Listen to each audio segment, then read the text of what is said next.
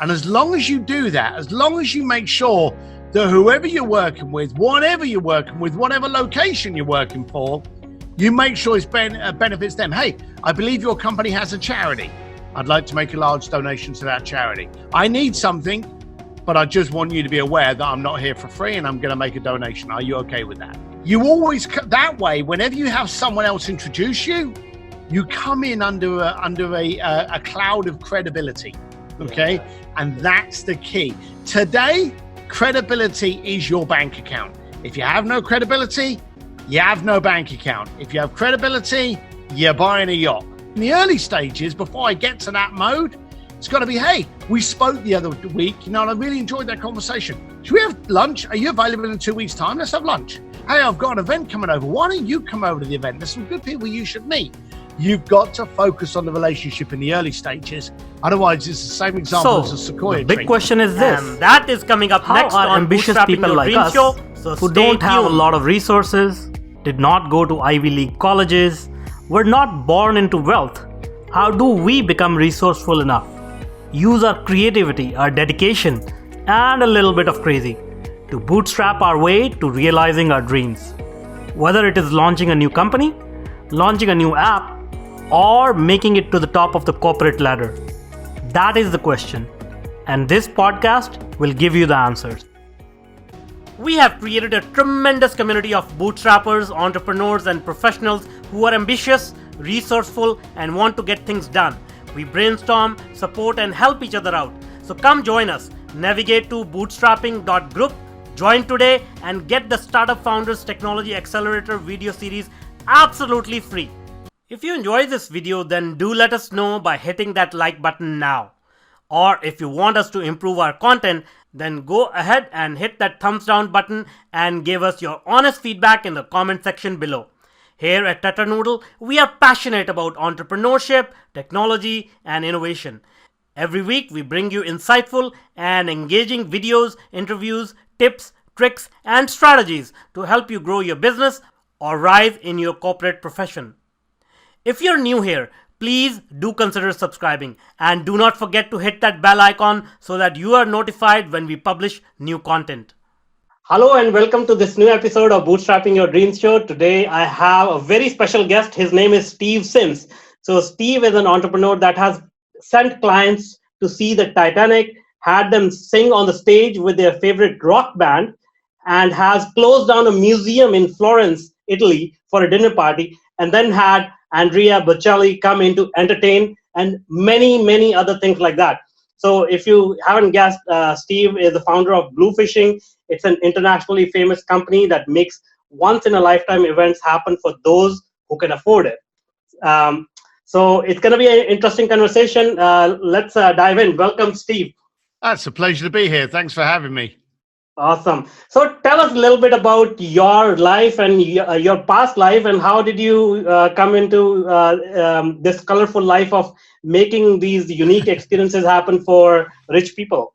Yeah, it is colorful. I will say that. I'm a guy from East London. Left school at the age of 15. Started working with my parents on the building site, and like all entrepreneurs, I realized I didn't fit. So something wasn't right. I wasn't challenged. I wasn't motivated. And when entrepreneurs aren't challenged and motivated, we become depressed and agitated and almost aggressive. So as a big lad from East London, my mum just thought I was waiting before I was going to jail. She just thought, this is it. My son's a delinquent. But, you know, I didn't know what to do. And then I suddenly thought to myself, I want to surround myself with people. Now, this was back in the 80s. We didn't have Instagram, Facebook. We didn't have Wi-Fi. We didn't have internet. We didn't have any of these things. So I wasn't able to go out and find this mentorship. So I had to try. And by luck, and it was completely abstract, being big and ugly, I got the chance of working on the door, okay? But this actually gave me a unique viewpoint to watch humanity. And I would see the people turning up in a Ferrari and they would get out of it and they looked uncomfortable. And I was realizing that they were turning up in the car to impress us, not them, us. And then I would see other people turning up in a Ferrari, and they would get out all happy. And the Ferrari was just a car to them. It wasn't a status symbol. And it was the greatest position to study human psychology that I look back on now, and I was so blessed to have that education. And it was from there that I thought to myself, oh, I want to know that guy, or I want to know that guy. And I remember there was one guy in the club, a real nice guy, used to come in after work with his mates. You know, they'd all go out trying to chat up girls and stuff. 99% of the time, they'd all go home alone, you know, but they didn't care. They were just good lads. And I remember one night I was inside the club because there'd been a slight altercation that I'd had to kind of calm down. And I was stood near this guy's table. And he had some girls with him, and they were good-looking lads. And the lady came over that had been serving him drinks with his bill in like the little wallet. And as she came over, she put the card down. She went, there you go. And she went to walk off. And he turned around and he said, oh, excuse me. And she turned around and he said, oh, I'm so sorry I wasn't paying attention when you put that down. Let me sort that now. And he got his card out, stuck it on top, and then handed it to her. But he was fully engaged, away from his party, talking to this girl. It stunned her. It stunned me. And he was so polite to her. But one of the other things was he never checked the bill. And I thought to myself, there's a man that's got all the status, got all the trinkets of success, but still took the time and is so wealthy. I don't know how wealthy he was, but at the time I was getting paid, you know, like $1,000 a week. He was so wealthy, he didn't have to check if he had any money on his credit card. He just threw the card down. And I was in awe of this guy. And so I started knowing where all the best clubs were, knowing where all the premieres were, all the parties. And I would feed him this information for him to be able to go to them, purely and simply to build up a network of affluent people. So I was now surrounding myself with people I wanted to be. So it wasn't a case of, hey, I want to design a marketing, branding, or concierge firm. I just wanted to know successful people so that I could emulate them. I could understand what makes you tick. Along the way, the request went from, hey, I need to get into a party, to I want to go to this movie premiere, to I want to go to the Formula One Grand Prix, to I want to be front row of the New York Fashion Week and the Grammys. And the requests got bigger and bigger and bigger. And I kept on facilitating it. And without realizing it, developed the world's leading experiential concierge firm. Awesome. What an amazing story. So how do you make these miracles happen? Like, you know, no matter how much money you have, like how do you make somebody sit in the front row in the Grammys, or, you know, get front row tickets in Grand Prix? Like, it seems impossible task to me. Good. For a start, if you think it's impossible, I can charge you more. The thing is, money is always the last thing. Now, I want to know you can afford it. But if you ever want to get a superstar or film star or an actor, an actress to kind of like run away from you quick, phone them up and go, hey, how much will it cost me to get you to, and they will just hang up on you. Because no one that's got a high profile wants to be bought or sold. Nobody. Okay. So you've got to give them a reason to be involved. So you phone up and you go, hey, well, there's a little side note to that, but we're going to come back to that. Make a note. We'll come back to the phone call. But you contact the people and you go, hey, I wanted to talk to you about having my client appear on your next movie. But before we get into that, I noticed that you're actually supporting a clean water bill and you're actually doing a gala.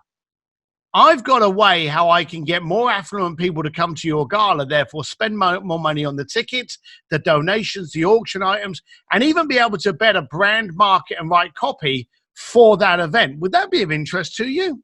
Now, of course, who would say no? If I talk to you about an event that's important to you, you're excited. Now, I've already told you I'm going to talk to you about having my client on your movie, but I've quickly spent more time talking about an event that's your passion project, something that's important to you, and provided a solution. But more than anything, I've made it very crystal clear what I'm after. And I've made it very crystal clear that I'm willing to make sure it's a win-win for you. And as long as you do that, as long as you make sure that whoever you're working with, whatever you're working with, whatever location you're working for, you make sure it benefits them. Hey, I believe your company has a charity. I'd like to make a large donation to that charity. I need something, but I just want you to be aware that I'm not here for free and I'm going to make a donation. Are you okay with that? Yeah, I am. Great. Now, let me tell you what I'm after. So I always make sure there's a win. Now, the win can be very simple. It could be, hey, I see from your Facebook postings, I was stalking you this morning, you love horses. Have you ever been to the Kentucky Derby before? No, I haven't. Well, you know I'm on the phone because I need something from you. We can talk about that in a second. But how would you like to be VIP at next year's Kentucky Derby? Oh, that'd be fantastic. Brilliant. I'll make that happen. Now, let me run through what it is I'm after. Okay, so it doesn't have to be a $200,000 donation. It could be a couple of tickets to a ball game. And you can use this. I've used this for the Pope and I've used it for my next door neighbor. I had a friend of mine and there was a baseball. He was in town. He's British. And I sent him to a baseball game. But rather than just buying 2 tickets, and baseball's cheap, you know, unless it's the World Series. So 2 tickets to a local baseball game. I bought a baseball, put the tickets over it, and just put some elastic bands to hold the tickets on, put it in a box with some like little pink wrapping paper, and posted it to him.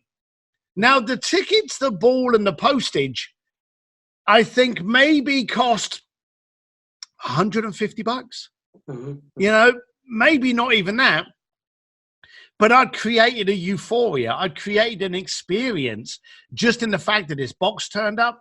They opened up. And here's the daft thing. I already told him I was going to get him 2 tickets.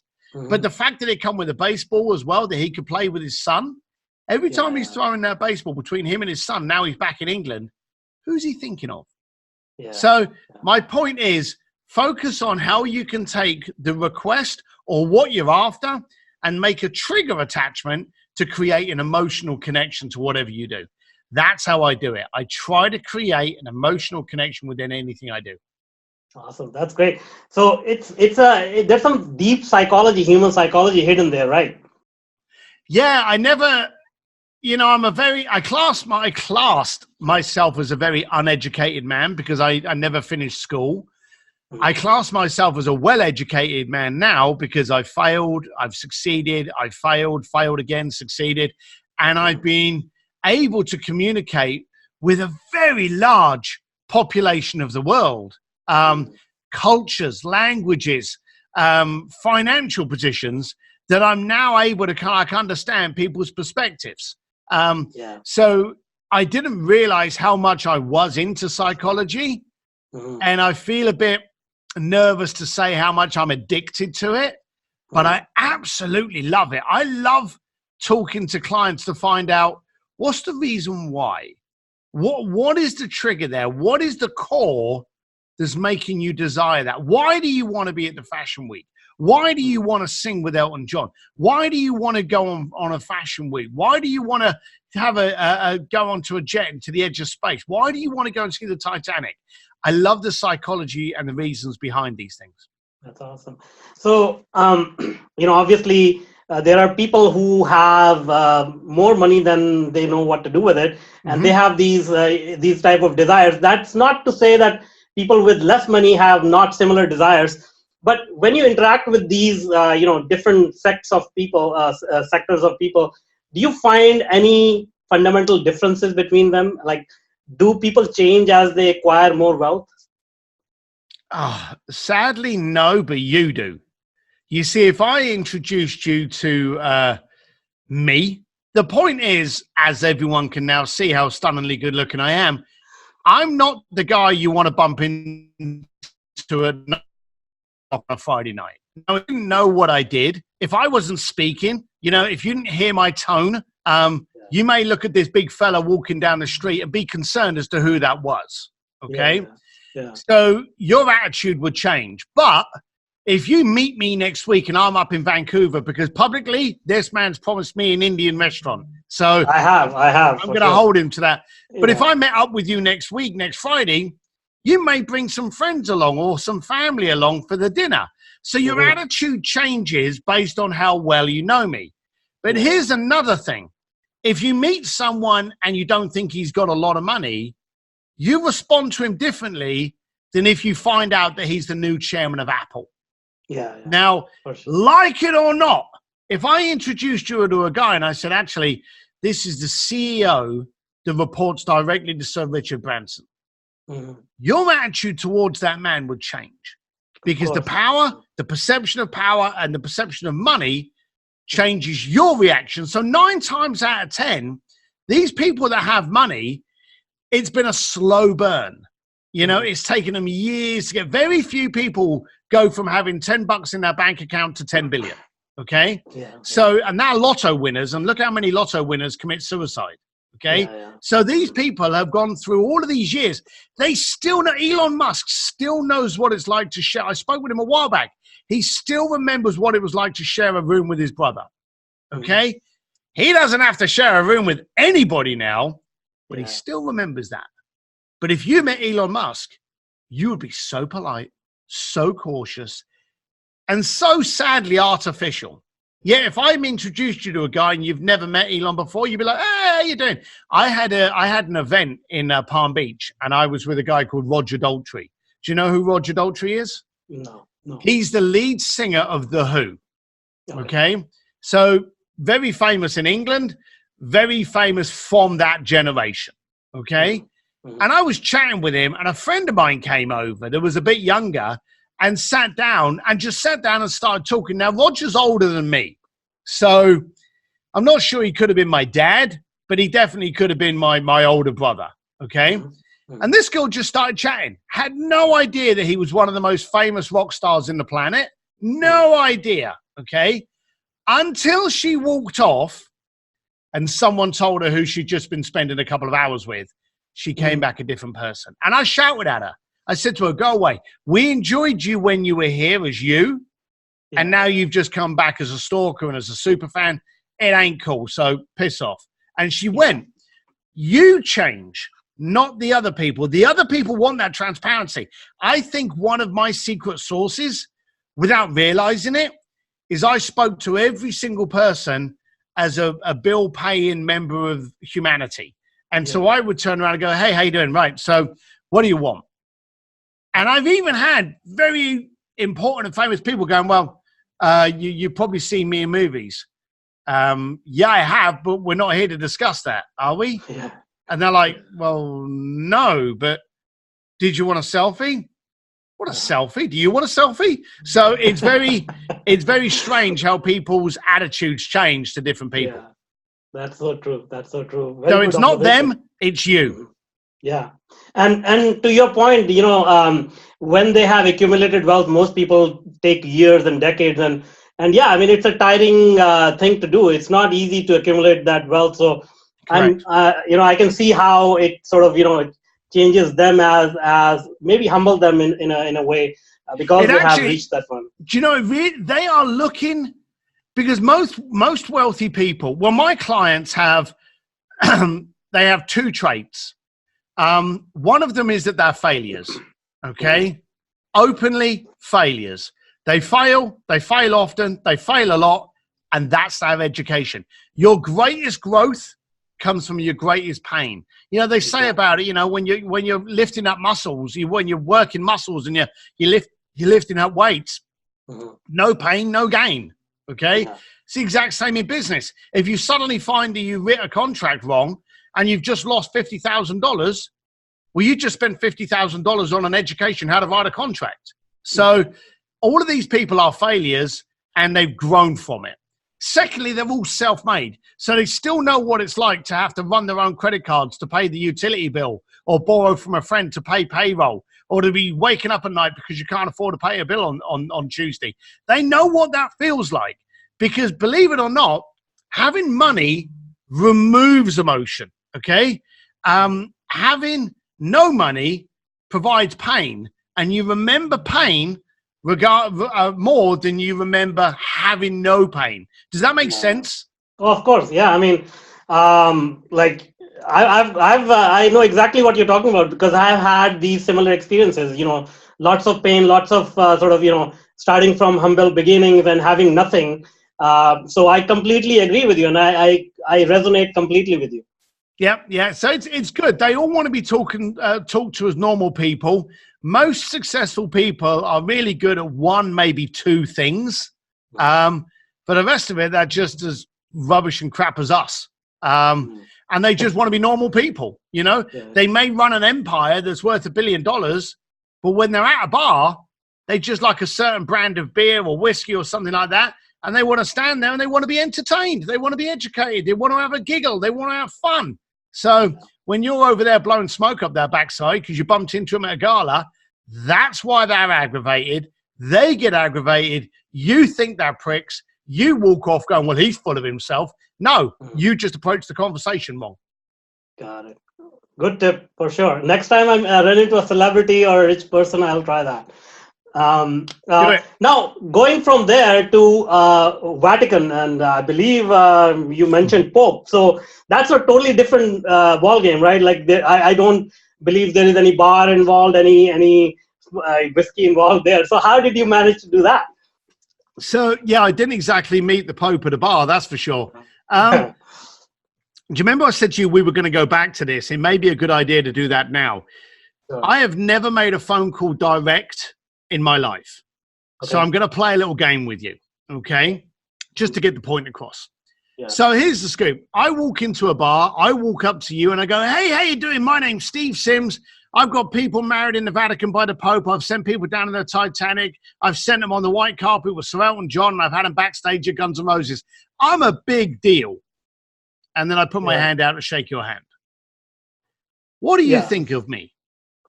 Well, just like you said, I'll be like, this guy is full of himself. So I don't know why he's saying all these things to me. Okay. So now let's change the scenario slightly. Mm-hmm. I walk into a bar, you're stood at the bar with your best mate, and I ignore you. Why? Because I don't know who you are. I go to the end of the bar, I order my old-fashioned, and your mate nudges you in the ribs and says, oi, you see that guy down there? He's got people married in the Vatican by the Pope. He knows Sir Elton John, Elon Musk, Richard Branson. That guy's a big deal. Yeah. Now what do you want to do? What are you thinking now? Yeah, now I want to buy you a drink. Bingo. So whenever I want to get near someone, the worst thing I can do is contact them myself. So what I do is I look for people in their peer space, in their sandpit, and I go, hey, I need to get into this. When I needed to work with the Vatican and the Accademia de Galleria in Florence, I contacted some very powerful families that I'd worked for in Italy. And I said to them, hey, I need to do this in the Vatican. Do you have any connections? Now, when I did that with Florence, the first person I contacted, there was a client of mine, he had strong connections. So it was very direct there. But when I was working with the Vatican, it took me about 4 families that I had to go through to finally get to one that was powerful enough to have the ear and the respect of the Vatican. And so by that time, they made the introduction. And then you contact and go, hey, how are you? Thank you very much for taking the call. Yes, I believe you've already been informed that I wish to do something with the Vatican. However, I've noticed there's a couple of projects you're working on, and I would like to see how I can help you. And so you always, that way, whenever you have someone else introduce you, you come in under a cloud of credibility, okay? Yeah. And that's the key. Today, credibility is your bank account. If you have no credibility, you have no bank account. If you have credibility, you're buying a yacht. So credibility is the currency that everyone today should be focused on. And so that's how I do it. I get other people to introduce me. So I come in warm. Usually they say, hey, I've got someone to introduce you to. This guy's done this with Sir Elton John. He's done this with Lady Gaga. He's done this with Brad Pitt. He's done this with Ferrari. So by the time I end up speaking with the people, they're like, hey, I heard this story about you and ZZ Top. Is that true? And then you go, maybe, let me tell you the story. So by the time they're already interested in who you are and what you bring to the table. Yeah, that's amazing. And that's the important thing. Amazing. Yeah, that's another deep psychology lesson right there. So but let's break it down. And I'm sorry to interrupt. Yeah. This is something, and I'm not going to promote the book, but it's in my book. The bottom line of it is that philosophy, that trait, that structure, you can do that if you're trying to get to a local real estate agent that you haven't been able to connect with in your local town. You can use it to get hold of someone that owns a building that you want to sublease from, or you can use it with the Vatican and Sir Elton John. The same formula works with anyone that's standing, breathing, and human. It's the way we communicate, the way we connect, the way we get introduced to them and we interact with them. Forget the fact of who my names are that I'm dropping. This is something that you can use for absolutely everybody in your life. If there's a girl out there and you're trying to get close to her, are you telling me that you're going to be better by chatting her up one-on-one? Or is it better if her best mate says, that's a really cool guy? Yeah. Bingo. Well, So I've tried that trick, and I can vouch that the latter approach is much better. bingo, yeah, we all have. I'm married to a girl that was introduced to me when I was 17 years old. I really liked this girl's friend, and I'd really known this girl for a long time. And I said, look, you know me. Tell her you know me. And she did. And I still say that if it wasn't for her introduction, she'd have never given me the light of day. Awesome. That's great. Great story. Now, let's talk about your psychology now. So, obviously, I understand, people can approach other people and, forget about like celebrities and popes. You can reach normal people as well. But I think there is a fear of rejection, and there's a intimidation that people experience, and they don't even try because of that, because they don't want to fail. They don't want to look like a, like idiot trying to approach somebody. So I'm sure, initially you had some of that. So did you have some of that? How did you overcome that? I wasn't very smart. And I think it was a case of the emperor's clothes. Someone would turn around and there's two things that you brought up there. So for me, I was always the kid that went, why not? And so people would go, oh, we can't go in there because that's for VIPs. And I'd be like, why not? My $10 is the same as your $10. I didn't know there was a different standard on currency now. So it used to annoy me how people would self-select where they were. I told you that I used to work as a doorman. When you stand on the door, you get a group of people walking towards the door and they self-select. Do they go to the doorman and go, hey, how you doing? Is it good in there? Yeah, thank you very much. I'd like a table. And they converse politely with us and we let them in. Or do you go and stand in the line? Okay. Yeah. We don't tell people to stand in the line. They self-select. They will walk up and they would go, oh, there's the doorman. Oh, there's a line. I better get in the line. Okay. Yeah. And then you get other people that would just turn up and go, hey, how you doing? Looking for a table. There's four of us. We'll have a good night. Is this a good place to be? Yeah, it is. In you go. And I noticed that from a very early age. So for me, I could never understand why you would self-select. Why would you get in the way of a potential decision? It's like you said earlier about, oh, it's impossible. Okay. Yeah. The only reason it's impossible is because you think it's impossible. Okay. Yeah. At my age and with what I've pulled off, I don't believe anything is impossible. But in the early stages, I was too stupid, too ignorant to recognize that I couldn't get in. So I would just walk up and go in, and my friends would be like, how do you do that? And of course, I'd spend the night in there, and I'd be like, why don't you guys come in? Oh, we didn't know. And here's the second part of that story. So I think you self-select. When I do a lot of consulting for clients now under Steve D. Sims, and the first thing we do is get yourself out of your way. Okay. Yeah. 9 times out of 10, most of your problems are actually you, and you need someone to shake you up, get you uncomfortable, and then put you back in the right piece. Yeah. But we're also in an intimidation economy now.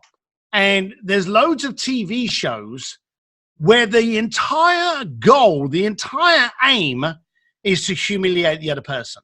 We watch the Kardashians because we want to laugh at them.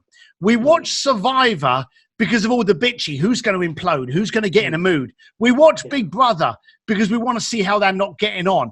We watch America's Funniest Videos because there's nothing we rejoice more than someone walking into a door, a window, or falling over. Okay? We're in an intimidation society today. And I don't believe people are scared of failing. I believe they're scared of people seeing them fail. Exactly. And me, I couldn't give a shit. The bottom line of it is I'll name drop. I spoke to Elon Musk. It was about a year and a half ago. And I was with a friend of mine and I took him down to SpaceX. And he was saying about, how did you do this? And how did you do it? And he was babbling because he was now in front of Elon Musk. And Elon just turned around and he said, well, be prepared. And the guy was like, what do you mean? And he said, they'll always laugh at you before they applaud. Mm. And he did not care. When was the last time you ever saw Elon Musk care about all of the Tesla are going bankrupt? This car's unsafe. This is the... He doesn't care. And that's because the trait that I told you about earlier, all of my clients are serial failures. They use it to refine them, not define them. So for me, I believe anything's possible. I don't understand why you don't try. If you walk up to a door and you can't get in and someone says, no, you can't get in, does that hurt you? You know, is your mortgage still paid? Has someone just stolen your kids? No, they've just uttered those two words, which sadly, a lot of people can't handle. Yeah, that's so true. Wow. That's great. I mean, so much wisdom in those words and so much entertainment right there. So, you know, it's the best of both worlds there. Now, we are running out of time, but I want to ask one more question here. So, seems like, you know, you invest a lot in building relationships. Everything. Is that everything? Oh, yeah. Okay. So tell us a little bit about that. Like, you know, what's the importance of building relationships, and why don't more people understand this? Well, the trouble is everyone's decided not to understand it. And this is where it gets stupid. We're in a situation where, how old are you? I'm 44. 44. So bingo. You come from an era when you wanted to play with your mate. You had only two choices. You phoned him up from the house because we didn't have any cell phones back there, or you went and knocked on his door. Yeah. It taught you how to communicate. You knock on the door and his mum would answer and you go, hey, hi, is Jimmy home? I want to go out playing, you know, and you'll be polite to her. We've learned that ability to communicate. We go on to Facebook now. Someone's wearing an outfit that looks silly. We go, hey, you're fat. We put the phone down. We forget. We go off. That person's crying all day. We don't see the reaction to what we say anymore. We don't see it, so we deny it. So we're becoming immune and desensitized to it. So I think everyone has the ability to communicate, but I think we're choosing not to do it anymore. And that's what I worry about. And when I give, I do a lot of speaking engagements. I did a speaking engagement a little while ago regarding the power of relationships and how to build one. And I walked on there and I gave everyone a sequoia seed. And the sequoia is the largest tree on the planet. It's massively huge. It's so big, they cut holes in it for buses to go through. Okay? But the seed is measured in millimeters. And I gave everyone in the room a seed. And I said to them, you're now holding what is potentially one of the largest trees in the world. Okay? It's massively strong. But today, you can throw it in the bin. You can put it on your desk. You can stick it in your drawer. You can shove it in your pocket. You can do a million things with it today, and the outcome will be exactly the same. It'll die. It'll be dead. Yeah. But if you want that massive tree, then you've got to dig a hole deep enough. You've got to water it. You've got to feed it. You've got to protect it. Then when it starts sprouting, you got to fence it so no one can walk over it. You got to protect it. You got to nurture it, prune it, feed it until it's big enough and strong enough to look after itself. And then all you've got to do is maintain it by going back to it every 6 months, a year, 2 years.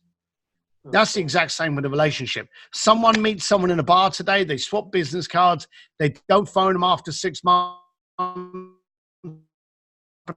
Hey, Jimmy, how are you doing? And Jimmy's on the other end of the line going, who the bloody hell's this? Because no relationship's been formed. It hasn't been fed or nurtured. So when you want a relationship, you have to think of that example of the sequoia tree.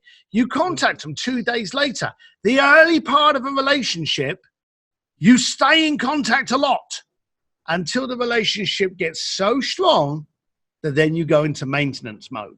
I've got friends that I literally make a point of once a year, just sending them something. It could be a book that I read. It could be a book that literally I read, made notes in it, stuck it in a box, and I went, your turn to read it. You read it and pass it on, you know?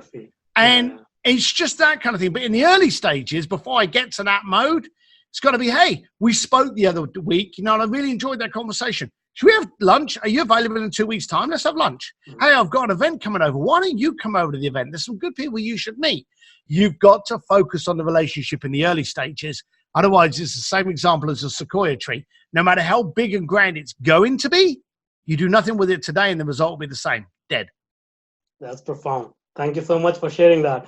Well, we are almost very much over time. But this has been such an interesting conversation. So now tell us how people can reach out and build their relationship with you. So I have a website, stevedsims.com, and there's only one M in Sims. So stevedsims.com. You can sign up for my newsletters. I give out free videos. I basically, when something comes to my mind, whether it be good or bad, if I failed on something in a week, I'll do a little video about it and I'll send it out. But it'll give you details about where I'm speaking, my speaking gigs. It'll give you details of my my course, the simsdistillery.com, my book, Bluefishing, The Art of Making Things Happen. But you can also find Steve D. Sims on Instagram, Twitter, LinkedIn. I do a lot on Instagram under Steve D. Sims.